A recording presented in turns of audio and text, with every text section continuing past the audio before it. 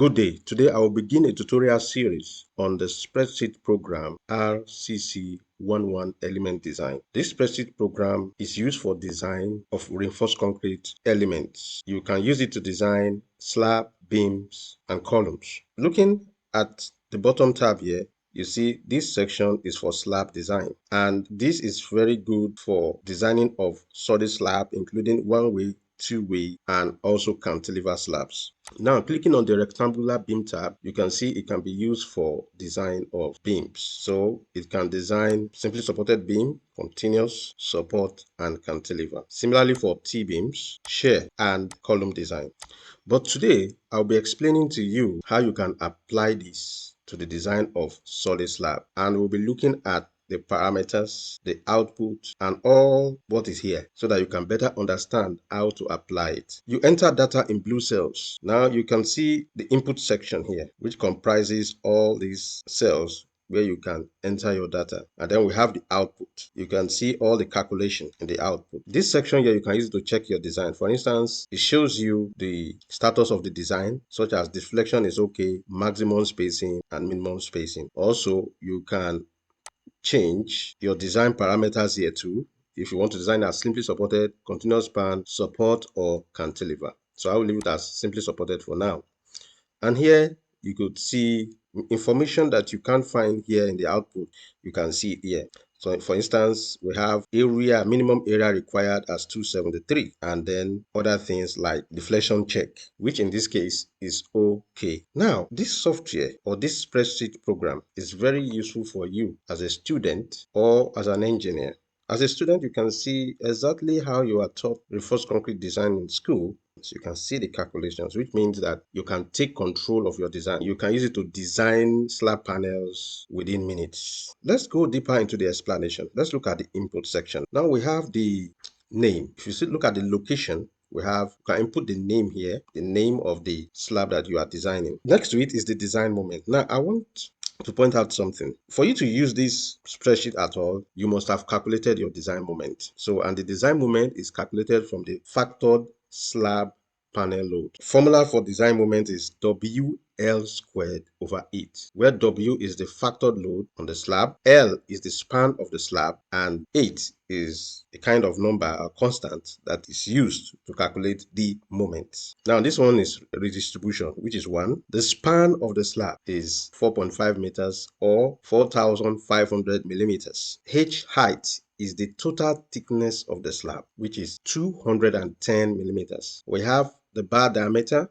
which is 12 millimeter. Now, the bar diameter is the reinforcement bar diameter. Then we have the cover to reinforcement, which is 20 mm. FCU, strength of the concrete, 30 Newton per millimeter squared. FY, the strength of steel, 460 Newton per millimeter squared. And here we have the YC, which is factor of safety for concrete, and YS, which is factor of safety for steel. Now, looking under here, you'll see the output. You will see how everything here is calculated. For instance, this D here is the effective depth, and the effective depth is equal to the total thickness of the slab minus the cover to reinforcement minus half of the diameter of the reinforcement bar. In this case, it's 12. That's why you see 12 over 2. So in this case, the effective depth is 184 millimeters. Now we have the K, which is the moment capacity, which is 0.156. Now the K, the calculated K based on all these values is 0.033, and so far it is less than 0.156. We are okay, and compression steel is not needed. You can see the calculation for Z for lever arm. The lever arm is 177 millimeter initially, but everything is limiting to 0.95D, so it's equal to 1.74.8 millimeter. Here, look at AS, which is the calculated area of steel, and in this case is 436 millimeters squared per meter. These 273 here represent the minimum area, the minimum AS. Now you can see our calculated area of steel is greater than the minimum AS, which is fine. In a case where this was less than 273, then we just need to take 273 as the area of steel, which will determine the amount of steel we use in the slab. So Based on this 436, the program provides T12 at 250 center, which is 452 millimeters squared per meter. So 436 is the area calculated, 452 is the area provided. For a simply supported slab, the basic ratio is 20. So this FS is used to calculate a modification factor, which by the time we apply it to the basic ratio, it gives us the limit, L over D limit. That's why it's called permissible. So 1.351 is the modification factor. In checking for the deflection, you can see actual L over D, which is 4,500 millimeter all over 184. That 184 is the effective depth, which gives us 24.457. Why it is okay is because it's less than the permissible L over D. Now, that modification factor is a function of the calculated area of steel and the provided area of steel, which means that initially, if a slab fails in deflection, you can either reduce the span or increase the size of the reinforcement to see if it will pass the deflection test. Now you can see here all the checks are okay. Now before I move further, let's look at this section here. You choose the type of design you want. So for instance, this slab is designed as a simply supported slab. So you can also design it as a continuous. By the time I change it to continuous span, notice what happens. Our basic ratio raises to 26. And that means you are assuming that you are designing a set of slab, each one side by side, continuous span. But if you are designing each slab alone, design it as simply supported. We have the cantilever too. Now, if you look at it, you see it fails on deflection. So the basic ratio for cantilever is 7, which means that if you were to design this as a cantilever, it will fail. But we are designing it as a simply supported slab. Now, let's look at a visual representation of all this. One thing you can do to enhance your understanding of this spreadsheet program is to use artificial intelligence. It can help you to visualize all these things and give you a thorough understanding of it, so that when you are applying it to your design, you know what you are doing. This was generated by AI based on what we have on the screen here. Let's just look at this diagram. Is based on all the values that were there. So you see the explanation, the moment, M, what they stand for, M for moment, FC for concrete grade, FY for steel grade, YC concrete safety, that's factor of safety for concrete, and YS factor of safety for steel. And we have the span of the slab, the height, the bar, the cover, and the section. You could see the explanation of some of the calculation. For instance, how did they calculate effective depth? It's H minus cover minus the diameter of the reinforcement bar over 2. This is how they got it. You see the moment capacity check, K. The K that was calculated then was 0.033, which should be less than this K here, this moment capacity. If this one is greater than K, that means compression steel is required, and that is not what we want at this stage for a simple slab design.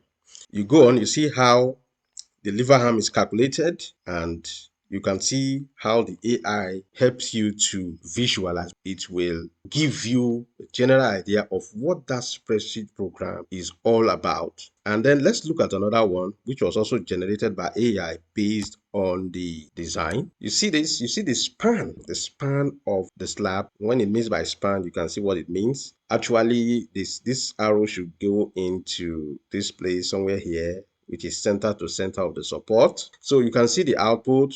The purpose of this is to just visualize what the slab is. This is the slab and this is the span, right? And you can see the support. It's designed as a simply supported slab.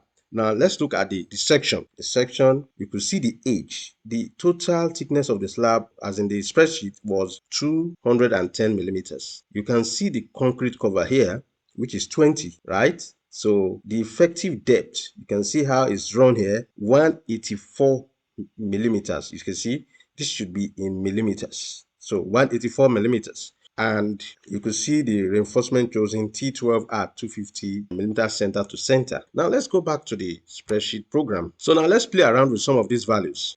Let's change this span to 8,000 millimeters, which is 8 meters. Something happens here. You see, it tells us it fails in deflection.